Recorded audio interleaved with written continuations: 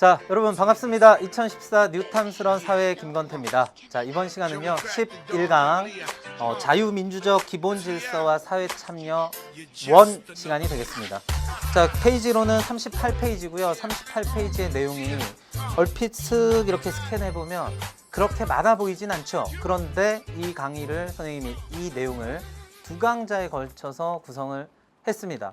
자, 왜 이렇게 했냐 들어보시면 내용이 생각보다 많다. 근데 중요한 건 생각보다 많다는 거지 뭐 그렇게 막 무지막지하게 많거나 이렇진 않아요. 그러니까 여러분들 겁내지 마시고 선생님이 알려드리는 개념들 위주로 사례들 위주로 쭉 같이 진행하시면 되겠습니다. 자, 지난 시간에 잠깐 떠올려보고 갈게요. 기본권을 제한할 수 있는 근거가 세 가지가 있었죠.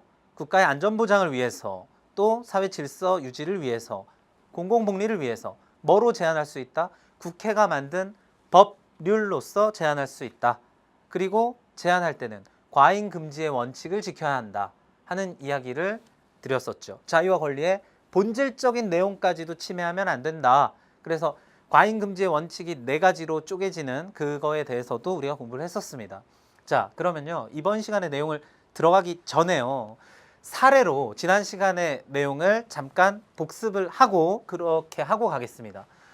자, 야간 집회라고 돼 있는데요. 아우, 사람들이 굉장히 많이 모여 있네요. 여기는 서울시청 앞 광장입니다. 2002년도에 대한민국을 외쳤던 그 시청 앞 광장에 사람들이, 여러분들 뭐 촛불 집회하는 거 많이 들어보셨을 텐데요.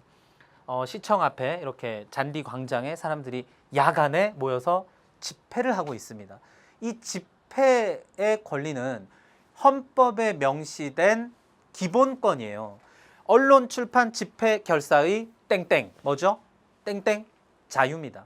언론, 출판, 집회, 결사의 자유. 그러면 집회라는 건 뭐죠? 사람들이 모일 수 있는 자유를 이야기하는 거예요. 그런데 집회랑 시위에 관한 법률이 있습니다. 그걸 줄여가지고 집시법이라고 해요. 집시법. 아, 선생님 지금 무슨 노래를 하나 하려고 했는데요. 여러분들이 너무 세대 차이가 나서 이 노래를 모를 것 같아서요. 집시 집시 집시 집시 여인 뭐 이런 노래가 있는데 여러분 모르시죠? 아마 감독님은 아실 텐데요. 이 집시, 그 집시 떠돌아다니는 집시가 아니고 집회랑 시위에 관한 법률이에요. 근데 이 집시법에 보면 이런 조항이 있습니다. 뭐라고 되어 있냐면요. 야간에 옥외에서 행해지는 집회는, 옥외가 뭐죠? 바깥을 얘기하는 거예요. 실내 말고 바깥에서, 야외에서 이루어지는 집회는 관할 경찰 서장의 허가를 받아야 한다. 이렇게 돼 있어요. 집시법에. 그런데 헌법 제21조에 보면, 21조인가요? 맞네요. 헌법 21조에 보면 이런 조항이 있죠. 집회 결사에 대한 허가는 인정되지 아니한다. 이런 조항이 있어요. 그러니까 두 개가 지금 어떻게 하고 있나요? 헌법하고 법률하고 내용이 안 맞죠. 헌법은 집회랑 시위에, 자, 집회 및 결사에 대한 허가는 인정되지 아니한다. 그럼 허가를 안 해주겠다는 게 아니라 허가하고 말고 이런 거 법률로 만들면 안 된다 이런 얘기죠. 이거는 할 수 있는 기본권이기 때문에 허가를 받고 말고의 문제가 아니다. 그래서 그런 허가는 인정되지 아니한다. 이런 조항이 있는데 집시법에는 뭐라고 돼 있다고요? 야간에 옥외에서 행해지는 집회는 허가를 받아야 한다. 이렇게 돼 있는 거예요. 그래서 이걸 어겨서 잡혀간 어떤 피고인이 재판을 받다가 판사님한테 요청을 한 거죠. 이 법률이 좀 잘못된 것 같아요. 무슨 법률? 위헌 법률인 것 같아요. 하니까 법관께서, 판사님께서 어디다가? 헌법재판소에다가 위헌 법률 심사 제청을 합니다. 그래서 헌법재판소에서 결론을 내리기를, 결정을 하기를 헌법 불합치 결정을 내린 거예요. 그래, 우리가 보기에도 이 집시법의 그 조항이 헌법에 위배되는 게 맞습니다. 그러니까 새롭게 법을 만드세요 하고 이야기를 한 거예요. 무슨 얘기인지 알겠나요? 이게 바로 위헌법률 심사 제청이죠. 그런데 만약에 법관한테, 판사님한테 신청을 했어요. 근데 판사님이 안 받아줘요. 그럼 어떻게 할까요? 그냥 어쩔 수 없지 하고 끝이 아니죠. 뭐 할 수 있나요? 모든 국민이 모든 수단을 다 동원한 다음에도 기본권의 침해를 받았다고 느낄 때 뭐를 제기할 수 있다? 소원을 말해봐 할 수 있다는 거예요. 헌법 소원을 제기할 수 있다 하는 것까지 지난 시간에 공부를 했었습니다. 자, 그리고요. 야간 집회에 관해서 이 얘기도 사실 숨어 있어요. 무슨 얘기냐면 보세요. 집시법에 이런 조항이 있었습니다. 이 해가 뜨기 전과 해가 진 이후에 야간에서의 집회는 경찰서장의 허가를 받아야 된다. 이렇게 돼 있어요. 그러니까 야간이라는 이 시간을 어디서부터 어디로 규정한 거죠? 해가 진 다음부터 야간이라고 본 거죠. 근데 여러분들 한번 생각해 보세요. 겨울에 해가 언제 지죠? 거의 막 5시면 해가 집니다. 근데 선생님 같은 사람 퇴근 시간은 막 6시, 7시, 회사 다니는 분들 막 7시, 8시에 퇴근한단 말이에요. 그러면 그렇게 할 수 있다. 해가 진 다음에는 할 수 없지만 해가 지기 전에는 할 수 있다고 이야기를 하지만 사실은 회사 다니는 사람, 학교 다니는 사람은 하지 말라는 얘기랑 마찬가지죠. 해가 진 이후에는 하지 마. 근데 해가 지기 전에만 해. 근데 해가 지기 전에는 회사 가고 학교 가는데 어떻게 합니까? 그래서 이게 바로 뭐예요? 과잉 금지의 원칙에 따라서 이건 잘못됐다. 이렇게 얘기해서 헌법재판소에서 헌법 불합치 결정이 내려진 겁니다. 이해되시죠? 여러분들 일상생활하고 굉장히 밀접하게 맞닿아 있습니다. 자, 지난 시간에 했던 내용을 이제 가로 체크 문제로 한번 정리를 해볼게요. 자, 기본권과 충돌이 생겼을 때는 기본권에 대한 뭐가 가능하다? 침해가 가능하다 하면 안 되죠. 침해가 아니고 제한이 가능하다. 자, 그 다음에 기본권 제한의 근거는 헌법 제37조 2항에 뭐라고 명시되어 있다? 국가안전보장, 질서유지, 공공복리라고 명시되어 있다. 됐고요. 기본권을 제한할 때 뭐의 원칙이 지켜져야 된다? 과잉 금지.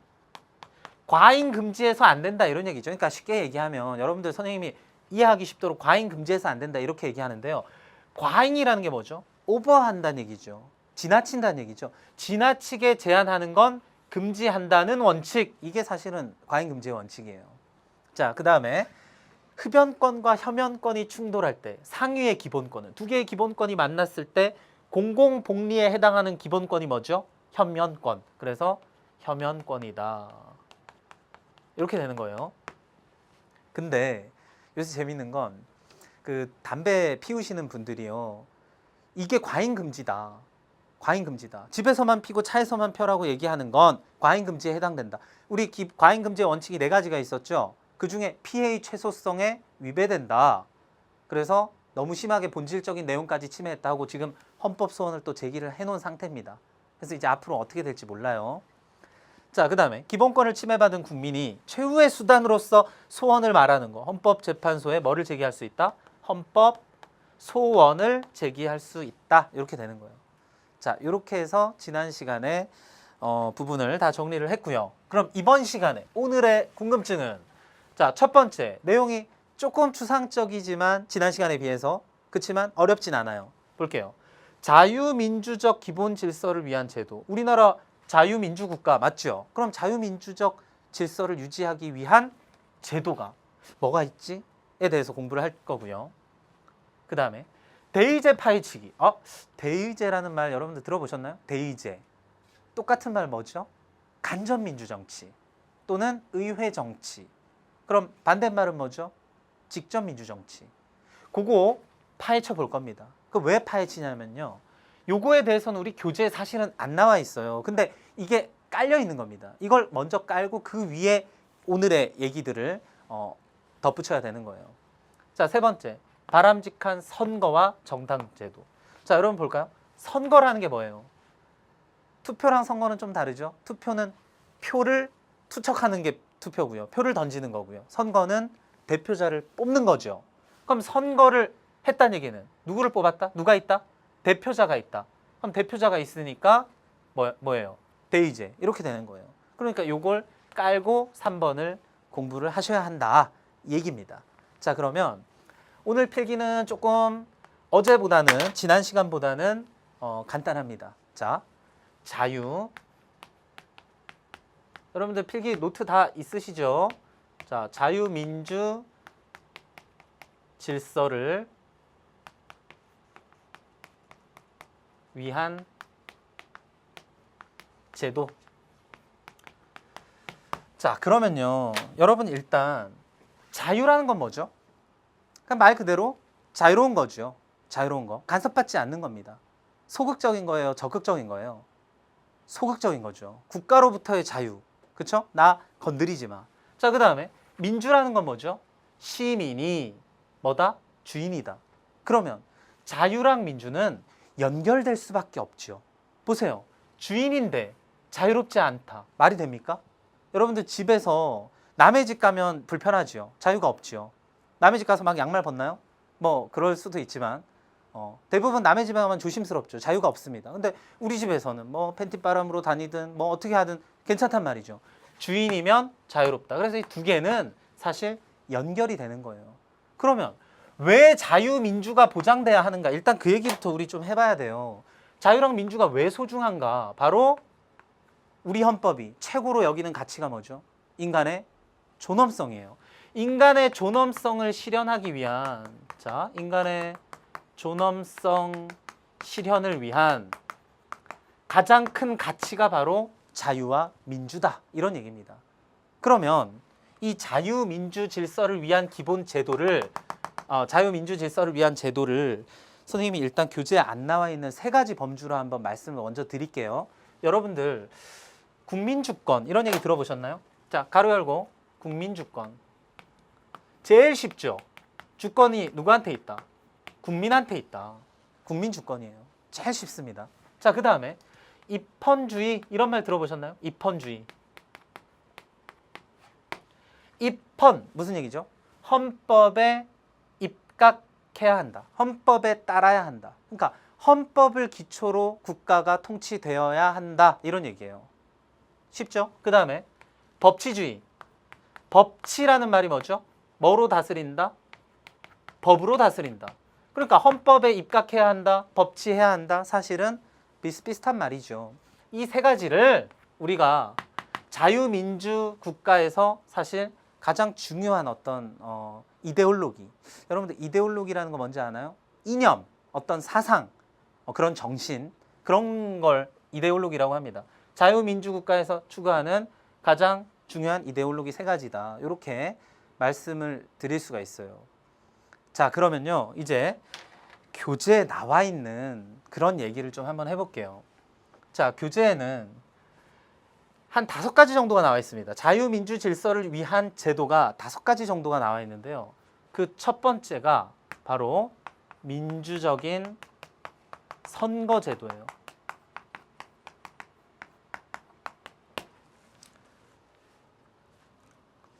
자, 민주적인 선거제도. 여러분들 선거라는 게 선생님 앞에서 잠깐 설명을 드렸죠. 대표자를 뽑는 과정을 선거라고 합니다. 그러면 민주적인 선거 제도가 이런 게 있다는 걸 공부하기 전에 사실 우리 먼저 공부해야 되는 게 뭐죠? 대표자를 통해서 정치가 굴러가는 그런 정치 형태의 특징, 요거부터 공부하셔야 돼요. 자, 이쪽으로 먼저 오실게요. 자, 선생님이 지금 이거 하다 저거 하는 게 아니고 이유를 설명드렸죠? 민주적인 선거 제도를 공부하기 위해서는 대의제를 공부해야 된다. 자, 그러면 대의제를 한번 먼저 살펴보고 가겠습니다. 대의제. 다른 말로 뭐라고 한다고요? 간접 민주정치 또는 간접 민주주의 뭐 이렇게 얘기하기도 해요. 그러면 대의제라는 건 일단 배경. 왜 대의제가 탄생했을까요? 현대 국가가 너무 사이즈가 어때요? 크다는 거죠.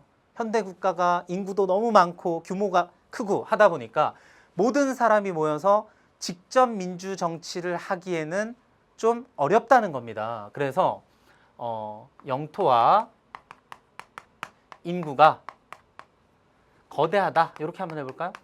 그래서 따라서 뭐가 불가능하다? 직접 민주주의가 불가능하다. 이런 측면이 있다는 거죠. 자, 그러면 대의제의 내용을 한번 볼게요. 대의제는 모든 사람이 다 모여서 자기의 정치적 의사를 표출하고 의논해서 정책을 결정하고 법률을 만들어내고 이렇게 하기가 어렵기 때문에 누구를 뽑아서? 대표자를 선출해서 이 사람들이 모인 회의 기구를 구성한다는 거죠. 이 사람들이 모인 회의 기구가 뭘까요? 이 사람들이 모인 회의 기구가 바로 의회입니다. 그럼 우리나라의 대표자는 누구죠? 국회의원입니다. 그러면 국회의원들이 모여있는 의회, 의논하는 회의기관, 의사결정기관 뭐죠? 국회죠. 우리나라의 중앙 정치로 봤을 땐 국회에 해당되는 거예요. 그래서 국회에서 법률을 제정하게 된다 하는 그런 내용이 나와 있습니다. 자, 그러면요. 장점을 한번 볼까요? 장점.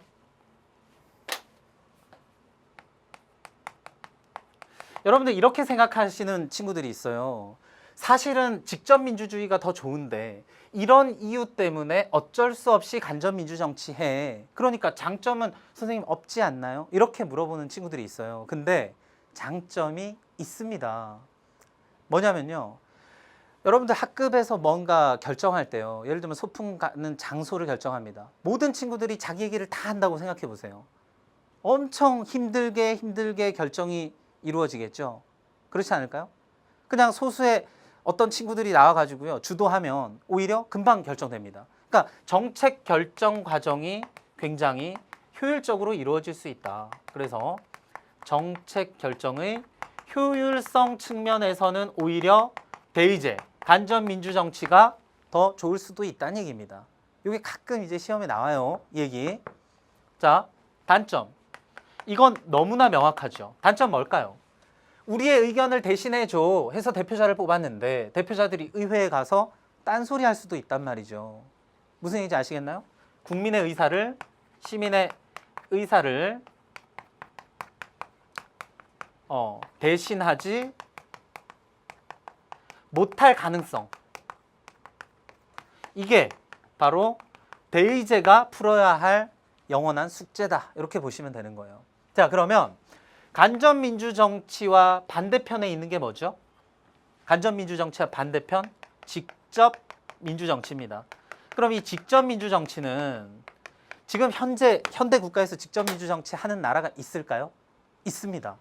여러분들 TV에서 보신 친구들이 있을 텐데요. 빔자료 보시면서 선생님 잠깐 말씀드릴게요. 자, 스위스에 가면요. 여러분들 알프스 산맥 산자락의 스위스란 나라 알죠? 이 주가 있답니다. 글라루스 이 주 이름을 여러분들이 아실 필요는 없고요. 이 글라루스 주에 가면요. 사람들이 1년에 한 번씩 이렇게 광장에 모인대요. 모여가지고 지금 뭘 하냐면 단순히 그냥 모여서 집회하고 이런 게 아니라 여기서 시민들이 단상 위에 올라가서 법안을 발의를 하고요. 우리나라 시민들한테는 국민 발안권이 없습니다. 법률안을 이런 법률을 만듭시다 하고 요구할 수 있는 권리는 국회의원들밖에 없어요. 우리나라는 그래요. 대통령하고. 근데 여기는 이제 시민들이 직접 이런 법을 만듭시다 하고 얘기하면 사람들이 그 현장에서 듣고 우리 학급 회의할 때처럼 다수결하는 거예요. 손들기 하는 거예요. 여러분들 진짜 손들기 할까요? 손들기 합니다. 이렇게 하는 거예요. 찬성하시는 분, 이 법률안에 찬성하시는 분 하면 이런 종이를 멀리서도 보일 수 있게 색깔이 아주 선명한 종이를 착 드는 거예요. 그래서 이걸 선생님이 영상을 본 적이 있는데 멋있습니다. 사람들이 쫙 모여 있는데 조용하지요. 그래서 이런 법안을 제출하겠습니다 하고 땅땅땅 하니까 찬성하시는 분 손들어 주세요 하니까 쫙 손듭니다. 그리고 한꺼번에 탁 내리는 거죠. 이렇게 해서 통과 또는 부결 이렇게 결정이 되는 거죠. 이게 바로 직접 민주주의입니다. 멋있죠. 멋있는데 이쪽으로 다시 한번 와볼게요. 멋있기만 한 건 아닙니다. 이 직접 민주정치가 그럼 장점은 뭐죠? 간접 민주정치의 단점이 얘의 장점이 되는 거예요. 뭘까요? 의사를 정확하게 전달할 수가 있다. 표현할 수가 있다. 근데 단점은 모든 사람들이 정치에 참여하면 뭐가 떨어진다? 정책 결정의 효율성이 떨어질 수 있다. 그리고 이게 이제 TV에 나가는 강좌이기 때문에 선생님이 용어를 조금 가려서 해야 되는데 이렇게 한번 해볼게요. 아무나 다 정치에 다 자기 잘났다고 다 정치에 참여하면 오히려 안 좋아질 수도 있다는 거예요. 여러분들 무슨 동물을 빗대서 막 얘기하죠. 무슨 동물이나 다 한다. 막 이런 표현이 있죠. 좀 과격하게 말씀드리면 그런 거예요. 그러면 무슨 현상이 나타나냐면요. 사람들이 아까 저기 모여있던 사람들 중에 안 똑똑한 사람들도 있을 거 아니에요. 잘 모르면서 그냥 남들 드니까 막 따라 듣는 사람도 있지 않을까요? 그렇죠? 그런 사람은 오히려 정치에 참여하면 더 혼란스러워질 수 있다 하는 게 직접 민주정치가 갖는 단점이에요. 그래서 그걸 가지고 뭐라고 표현하냐면요. 플라톤이라는 철학자 있죠? 그 사람이 중우 정치가 나타날 위험이 있다. 이렇게 얘기하는 거예요. 중우 정치 무슨 얘기일까요? 대중들이 우수하다 아니고요. 어리석다는 얘기입니다. 우둔할 수 있다. 대중이 어리석기 때문에 정치가 오히려 혼란스러워질 수 있어. 그러니까 중우 정치가 나타날 수 있기 때문에 직접 민주 정치하지 말고 플라톤이 주장하기를 뭐 해야 한다. 철인 28호가 정치해야 된다. 철인 28호는 아니고요. 철인 정치해야 된다. 그럼 철인이라는 게 뭘까요? 온몸을 철로 둘러싼 사람을 얘기하는 걸까요? 이 당시에 철학을 공부한 사람들, 그러니까 똑똑이들만 나서서 정치를 해라. 정치를 담당해라. 이렇게 이야기하는 경우도 있었단 말이죠. 무슨 얘기인지 알겠나요? 자, 선생님이 얘기하는 핵심은 이겁니다. 자, 현대 국가가 대의제를 어쩔 수 없이 대의제를 하는 측면도 분명히 있다. 그런데 대의제가 갖는 장점도 있다. 그러나 장점만을 부각하기에는 대의제가 풀어야 되는 영원한 숙제, 단점, 국민의 의사를 대신하지 못할 가능성이 있다. 여기서 마치려니까 아쉽죠. 뭐 하나 있어요.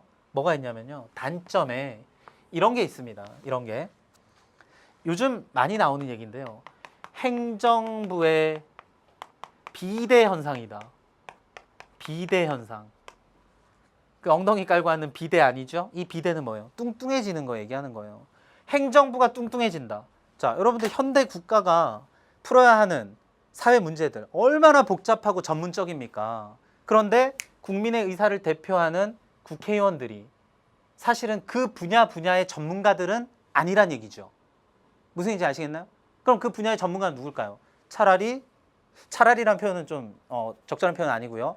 그 국회의원들보다 오히려 공무원들이 더 전문적이지 않냐는 거죠. 그러니까 그 사람들이 공무원들에 의해서 정책이 왔다 갔다 하는 경우들이 현대사회에 굉장히 많이 나타나고 있다는 겁니다. 근데 문제는 뭐예요? 공무원들은 국민의 의사를 대표하는 대표자가 아니지요.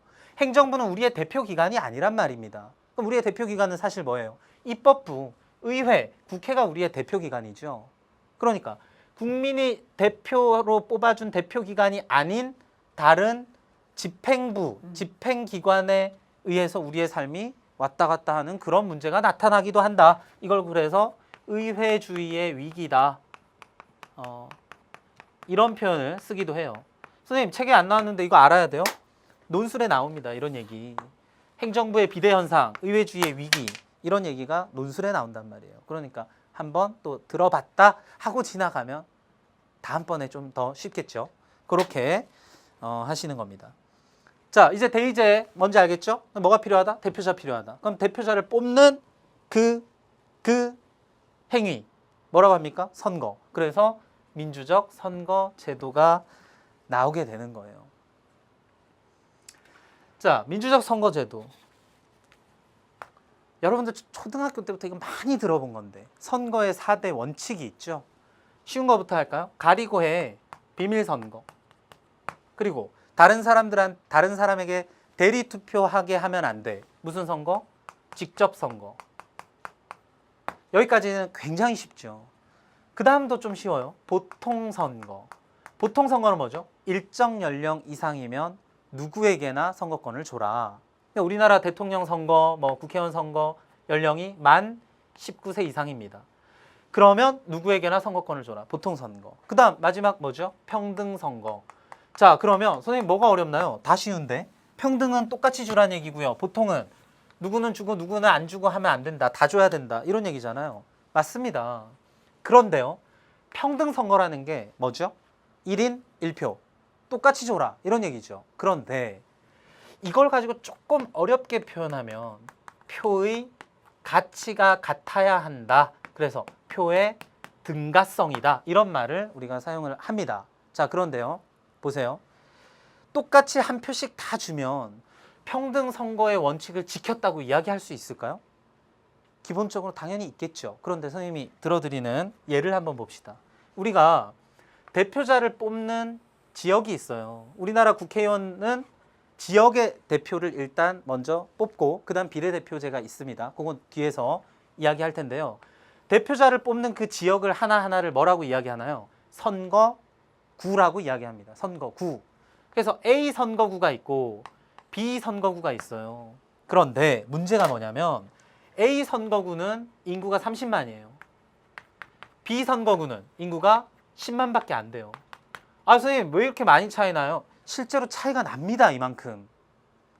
19대 총선에서 실제로 차이가 났어요. 왜 이렇게 차이가 나냐면 지역의 대표를 뽑는 거기 때문에 어떤 지역은 하나로 묶었더니 인구 밀도가 너무 낮아요. 그러니까 지방 도시들이 대부분 그렇겠죠. 그러니까 10만밖에 안 되고 어떤 지역은 한 지역을 갑을 병 선거구를 막 쪼갰는데도 한 선거구가 30만이에요. 그러면 여러분들 볼까요? 이거를 만약에 유권자라고 쳐볼게요. 전체 인구 중에 모든 사람들이 다 표를 갖고 있는 건 아니니까 유권자라고 쳐볼게요. 자, 그러면 여러분들이 이 안에 있는 A 지역에 사는 유권자 1인이었을 때랑 여기에서의 1인이었을 때랑 여러분들이 갖는 표의 가치가 같나요? 다르죠. 이거는 30만 명 중에 한 명에 해당되는 거고 얘는 10만 명 중에 한 명. 누가 가치가 더 큰 거예요? 얘가 가치가 더 크다는 거예요. 선생님 어차피 엄청 많은데 뭐 가치가 둘 다 작지 않나요? 그럼 이거 이렇게 해볼까요? 10만 아니고 예를 들어 100명이다. 10명이다. 그러면 내가 가진 표가 엄청난 가치를 갖는 거죠. 그러니까 표의 등가성, 즉 평등 선거의 원칙을 지키기 위해서는 단지 1인 1표 주는 것만 거기서 끝 아니고 여러분 사고를 조금 확장시켜야 돼요. 선거구 간 뭐가 같아야 된다? 인구 사이즈도 비슷해야 된다. 꼭 똑같을 순 없지만 비슷해야 된다. 그래서 실제로 이것도 헌법소원을 제기를 했어요. 어떤 분이 이게 다르다. 헌법소원 한두 분이 제기한 게 아니에요. 어떤 국회의원도 제기한 적이 있고 일반 시민 중에 제기하신 분도 있어요. 내가 이 지역에 살고 있는데 이 지역에 사는 사람들에 비해서 내 표의 가치가 낮다. 이거 평등 원칙의 평등권의 침해다. 해서 헌법소원을 제기한 적이 있습니다. 그래서 헌법재판소에서 어떻게 판결을 했냐면요. 그래, 맞아. 분명히 등가성을 어겼어. 그렇지만 지역의 대표인 이런 상황에서 어쩔 수 없이 이렇게 하니까 이걸 줄이도록 노력을 해라. 그래서 앞으로 점진적으로 한 2대 1까지는 좀 줄여라. 이렇게 권고를 했습니다. 실제로 그렇게 결정이 났어요. 자, 민주적 선거제도, 비밀, 직접, 보통, 평등. 여기서 우리가 하나 새롭게 공부한 게 뭐죠? 이건 원래 알고 있었던 거고 평등 선거에서 뭐까지 고려해라? 선거구 안에 유권자, 인구의 사이즈까지 고려하는 것이 평등 선거의 원칙이다 하는 거 말씀을 드립니다. 자, 그 다음에 민주적 선거 제도에 단지 이 4개만 얘기하고 가면 서운해요. 2개가 더 있어요. 교재에 안 나와 있습니다. 자, 선거구는 누가 정할까요? 대통령이 정할까요? 선거구는 법으로 정해야 된다. 법률로서 정해야 된다. 그래서 이걸 가지고 선거구 법정주의 이렇게 이야기합니다. 그러면 이 법은 뭐라고요? 법률. 법률 누가 만들죠? 국회. 선거구는 국회 안에서 정해야 한다. 이런 얘기예요. 이 선거구가 왜 중요하냐면요. 여러분들, 자, 선생님이 그림을 하나 그려드리겠습니다. 자, 여기에 이렇게 어떤 지역이 있어요. 근데 이 지역이 2개의 선거구로 갈라져 있는 겁니다. 그런데 여기에 자, A당을 뽑은 사람이 A당의 후보를 뽑은 사람이 이렇게 6명이 있고 B당의 후보를 뽑은 사람이 여기에 이렇게 4명이 있어요. 전체가 10명이라고 칠게요. 그럼 누가 당선되나요? 빨간당, 파란당 누가 당선되나요? 빨간당, A당이 당선되겠죠. 그럼 A당 한 석 얻었네요. 자, 그 다음에 이쪽은요. 이쪽 선거구는 역시 A당을 지지하는 사람이 이렇게 6명이 있고요. B당을 지지하는 사람이 4명이 있어요. 이해되시죠? 조금 이렇게 구분해 볼까요? B당, 이게 지금 B당이에요. B당. 그러면 이쪽 선거구에서 누가 당선되나요? 6대 4로 또 A당이 한 석 얻어가네요. 그럼 A당은 결국 이 지역에서 몇 석 가져가나요? 2석을 가져가게 됐습니다. 2석의 후보를 당선을 시켰단 말이에요. 그런데 선거구를 선생님이 이렇게 한번 해볼까요? 선거구를 이렇게 하는 게 아니라 이렇게 한번 해볼게요. 이렇게 2지역을 쪼갠 거예요. 그러면 이쪽 선거구에선 10대 빵 A당 한 석. 맞죠? 그 다음에 이쪽 선거구에선 8대 2로 B당이 한 석 가져가는 거예요. 그러면 선거 똑같이 유권자들이 표는 똑같이 던졌는데 선거구가 어떻게 정해지느냐에 따라서 의석수가 확 바뀌죠. 이해가 됐나요? 굉장한 큰 문제를 갖고 있는 거예요. 우리가 어떤 지역에 누구 특정 후보, 특정 정당을 지지하는 사람들이 많다. 그러면 때에 따라서 그걸 일로 보냈다가 절로 보냈다가 할 수 있단 말이죠. 이렇게 한 사람이 있습니다. 과거에 미국에, 우리나라는 아니었고요. 미국에 게리라고 하는 매사추세츠 주가 있었대요. 게리가 그래갖고 이걸 선거구를 막 이렇게 자기 유리한 대로 만들다 보니까 선거구가 괴물의 모양을 하게 됐답니다. 그래서 그 괴물이 무슨 셀러맨더라는 괴물이 있대요. 그래서 게리 셀러맨더 해서 게리 맨더링이라는 아주 그런 추악한 짓을 한 겁니다. 그래서 게리 맨더링을 방지하기 위해서 선거구는 뭐로 정해야 된다? 법률로서 정해야 된다. 하는 게 민주적 선거제도의 아주 중요한 원칙이에요. 자, 그 다음 이런 것도 있어요. 선거 공영제라는 게 있습니다. 선거 공영제. 무슨 얘기일까요? 선거는 공적으로 영해야 된다.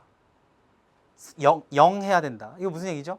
공적으로 주관이 되어야 된다. 그러니까 이 얘기예요. 선거를 하는데 후보자들이 나오죠. 선거하는데 돈이 엄청나게 많이 듭니다. 예를 들면 나는 이런 공약을 이번에 만들었어요 하고 사람들한테 공약도 해야 되고 신문에 광고도 해야 되고 방송에 출연도 해야 되고 돈이 많이 들죠. 그런데 그 돈을 후보들 개인한테 부담을 시키면 그러면 선생님 지난 시간에도 얘기한 적이 있는데 돈 있는 사람들만 부자들만 선거에 후보로 출마할 자격이 생기는 거죠. 그러니까 선거에 들어가는 모든 비용은 공적으로 경영돼야 된다. 선거 비용은 누가 부담해라? 국가에서 부담해야 된다. 선거 비용을 국가에서 부담해야 한다 하는 게 선거 공영제예요. 그래서 우리나라 여러분들 국회의원 선거를 뭐라 하죠? 두 글자로 총선이라고 합니다. 그럼 대통령 선거 대선이라 그래요. 대선. 법으로 이렇게 정해져 있어요. 공직선거법에 보면 대선할 때 한 후보당 인구수 곱하기 얼마라고 정해져 있어요. 인구수 곱하기 한 사람당 선거에 들어가는 비용이 얼마 정도 될까요? 950원이라고 정해져 있습니다. 그러니까 실제로 우리나라 인구수 한 5천만 명 되잖아요. 이거 곱해보면 후보 한 명당 거의 500억 가까이 돼요. 한 460몇 억 막 이렇게 됩니다. 근데 이 비용을 누가 부담하는 거예요? 국가가 부담하는 거죠. 그러면 아무나 막 나와가지고 선거 비용을 나 대줘, 나 대통령 선거 나갈래 이런 부작용이 생길 수 있죠. 그래서 가이드라인을 정해놓은 겁니다. 15% 이상 득표하면 이거 다 전액 쓴 거 영수증 처리해가지고 국가에다 내면 다 받습니다. 쓴 거. 근데 먼저 그러니까 자기가 쓰고 나중에 받는 거죠. 근데 15% 득표를 못했다. 그러니까 한마디로 자신 없으면 나오지 말라는 거죠. 10%에서 15% 사이에 득표했다. 그러면 쓴 거에서 반만 돌려받습니다. 그 다음에 예를 들어 대통령 선거를 선생님이 나가가지고 막 돈을 썼어요. 그런데 나중에 득표수가 1%에 그쳤다. 그러면 선생님 돈을 다 날리는 거예요. 이런 제도가 있습니다. 선거 공영제. 민주적 선거를 위해서 자 다시 한번 정리할게요. 4개의 선거 원칙에다가 and 선거구 법정주의, 선거 공영제 이렇게 되는 거예요. 자, 이 내용을 빔 자료를 보시면서 정리를 하겠습니다. 자, 국회의원 선거 뭐라 그랬죠? 총선. 국회의원 선거는 몇 년마다? 4년마다 합니다. 임기가 몇 년이란 얘기예요? 4년이란 얘기예요. 국회는 국민의 보통 평등 직접 비밀 선거에 의해서 선출된 국회의원으로 구성한다. 국회의원의 수는 법률로 정하되 200명 이상으로 한다. 이렇게 돼 있어요. 현재 우리나라 국회의원 수 몇 명일까요? 19대.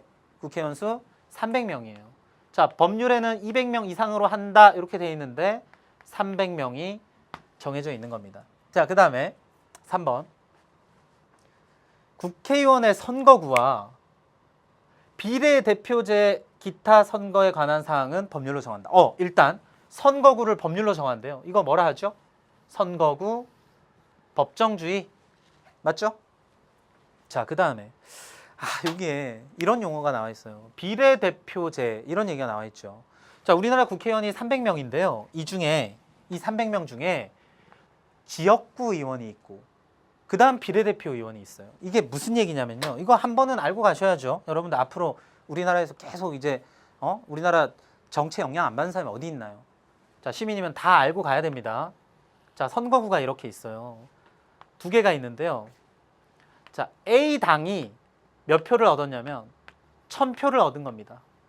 B당은 500표를 얻었어요. 그럼 누가 당선될까요? A. 그 다음 여기서도 A당의 후보가 1000표를 얻고 여기서도 B당은 500표를 얻었어요. 누가 당선될까요? A. 그럼 결국 A는 의석 A당은 2개를 가져갑니다. 그쵸? 이렇게 하니까 22개인데 2개를 가져갑니다. B당은 못 가져가죠. 그런데 누가 억울할까요? B당이 좀 억울하죠. 생각해 보세요.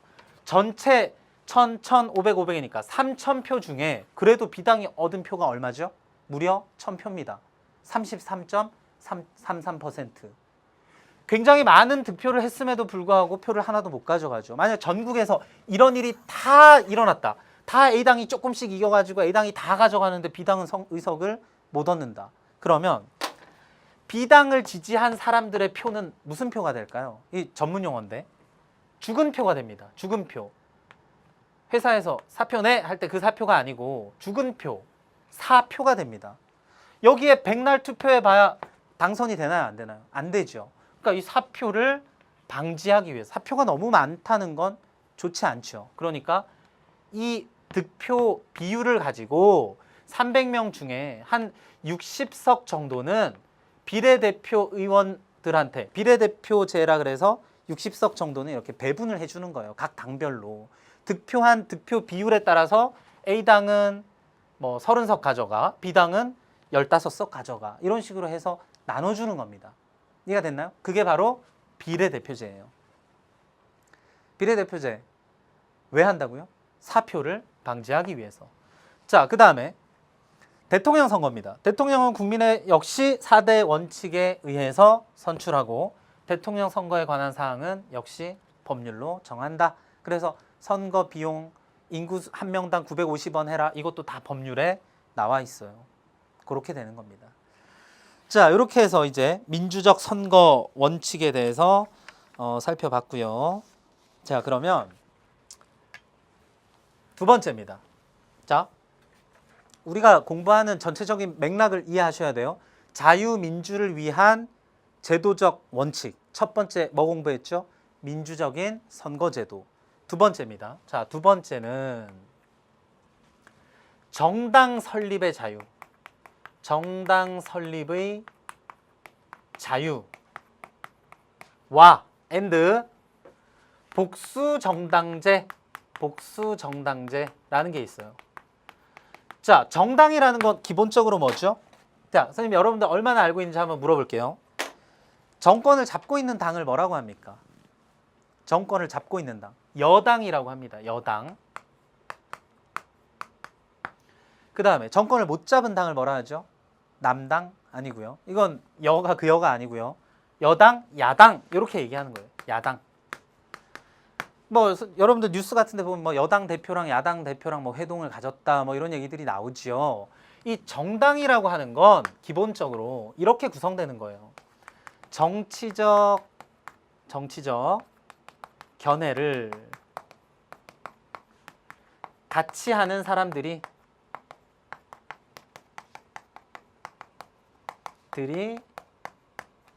구성한 조직이다. 정치적 견해를 같이 하는 사람들이 구성한 조직이다. 그래서 당마다 색깔이 있죠. 어떤 당은 보수적인 색깔, 어떤 당은 개혁적이고 진보적인 색깔. 우리나라도 당마다 그렇게 차별화돼 있습니다. 정당이라는 게 결국에 민주정치를 이끌어 나가는 어떤 리더의 역할을 한다는 거예요.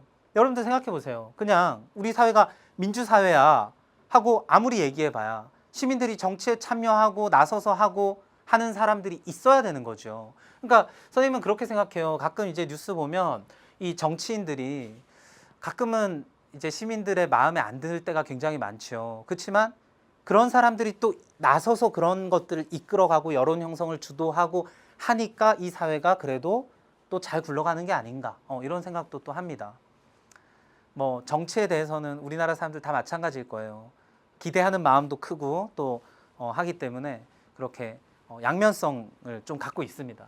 그래서 이 정당이라고 하는 건 결국 여론을 이끌어 나가는 그런 역할을 하고요. 가장 정당의 중요한 역할은 뭘까요?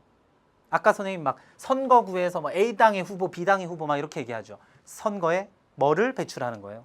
후보자를 배출을 하는 겁니다. 그래서 당선시켜서 정권을 획득을 하면 그 정권을 가지고 이제 각종 현안들을 해결해 나가는 거죠. 그게 정당입니다. 근데 우리나라는 정당 설립이 자유가 보장돼 있다. 어디에? 헌법에 보장돼 있습니다. 자, 그 다음에 복수정당제인데요. 무슨 얘기일까요? 숫자가 많다는 얘기예요. 이걸 쉽게 얘기해서 다당제다. 이렇게 이야기하기도 합니다. 다당제. 그럼 복수정당제의 반대편에는 뭐가 있을까요? 일당제가 있는 거예요. 일당제. 자, 우리나라는 법적으로 복수정당제를 보장을 하고 있지만 일당제로 나라가 굴러가는 나라들도 있어요. 예를 들면 어디 있을까요? 우리 가까운 나라. 북한이에요. 북한. 북한은 공산당밖에 없죠. 중국도 마찬가지입니다. 중국도 유일하게 정당이 하나예요. 중국은요, 조금 이제 여러분들 좀 잘 아는 친구들이 혹시 선생님한테 질문을 할까봐 선생님 미리 말씀을 드리는데요. 중국은 사실 겉으로 보면 당이 많아요. 근데 한 8개 있는데 나머지 7개는 다 중국 공산당의 밑에 소속돼 있는 정당이라고 보시면 돼요. 그러니까 결국에는 일당제입니다. 선생님이 이 준비해온 국기를 먼저 보여드리면서 말씀을 드렸으면 좋았을 텐데. 자, 요거 한번 볼게요. 다음 국가들의 공통점은 선생님이 두 나라는 이미 말씀을 드렸죠. 북한이고 중국이에요. 이 나라는 어디죠? 어딜까요? 감독님께서 탁 정답을 말씀해 주셨어요. 쿠바입니다. 쿠바. 쿠바와 북한과 중국은 선생님 여기다가 뭐를 이렇게 해놨는데 여기다 도대체 뭘 쓰려고 이렇게 해놨나요? 한번 생각해 보세요. 얘네들의 공통점은 일당제예요. 일당제. 복수정당제가 보장돼 있지 않습니다. 그러니까 이 나라들의 공통점은 뭐예요? 대통령 선거 하나요? 안 하죠. 안 하죠. 안 하죠. 쿠바 같은 나라는 쿠바 혁명을 주도했던 사람이 카스트로라는 사람이 있습니다. 이렇게 수염 나서 가끔 이렇게 나오는데 지금 뭐 나이가 굉장히 많죠. 이 카스트로가 한 50년간 쿠바를 독재를 합니다. 그런데 나중에 그 후임자로 누구한테 물려주냐면 자기가 나이가 많으니까 동생한테 그 자리를 넘겨주는 거예요. 그러니까 자유민주 국가라고 얘기할 수 없죠. 자유민주 국가라면 적어도 나라의 대표, 대통령을 국민의 손으로 선출을 해야 되지 않겠습니까? 근데 너무나 잘 알려져 있고 중국 공산당도 그 당 서기가 있어요. 뭐 주석이라고 이야기를 하는데요. 지금 누구죠? 시진핑입니다. 시진핑. 그러니까 이 사람이 어떻게 됐나요? 국민들이 다 뽑아서 된 게 아니라 서열에 따라서 정해져 있는 거예요. 공산당에서 추대해서 당 서기가 되는 거예요. 그러니까 이 나라들의 공통점은 복수정당제를 허용하고 있지 않아서, 즉 민주적인 선거에 따라서 대표자를 뽑는 그런 나라가 아니다. 그러니까 이런 나라에 자유와 민주는 있을까요? 없을까요? 없다는 얘기죠. 그래서 멘트 하나 써놨습니다. 복수정당제를 보장하지 않는 국가에서 자유와 민주는 없다. 이해되시죠? 자유와 민주는 없다. 근데 이제 쿠바 같은 나라는 뭐 굉장히 좀 낭만적인 나라랍니다. 그러니까 좀 폐쇄적이라서 이 쿠바에 대해서 잘 알려져 있지는 않은데요. 쿠바는 문화가 굉장히 좀 다양하다고 하네요. 그러니까 이 나라들은 그렇지 못한데 쿠바는 독재를 하는데도 좀 약간 특이한 거예요. 문화는 좀 다양하고 다양한 음악이 존재하고 조금 이렇게 자유로움은 이 나라들에 비해서는 조금 좀 보장이 돼 있는 약간 그런 냄새? 그런 느낌? 그런 느낌이 좀 나네요. 쿠바는 좀 그렇습니다. 시가가 굉장히 유명하다고 하는데요. 뭐 여러분들하고 저하고는 관계없는 얘기고. 자, 이렇게 해서 우리가 복수정당제까지 이야기를 드렸습니다. 자, 그러면요. 요거 한번 볼게요. 선생님 아까 헌법에 나와 있다고 했는데 어떻게 나와 있는지 한번 보겠습니다. 정당의 설립은 자유롭고 복수정당제는 보장된다. 이거 하나로 끝이죠. 우리 공부한 거. 정당의 설립은 자유이며 복수 정당제는 보장된다. 이게 8조입니다. 8조. 무슨 8조? 헌법 제8조.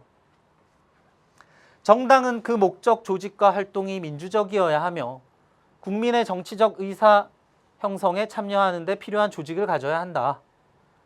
이런 조직만 되면 누구나 정당을 만들 수 있다는 얘기죠. 자, 정당은 법률이 정하는 바에 의해서 국가의 보호를 받으며 정당 운영에 필요한 자금을 보조받을 수 있다.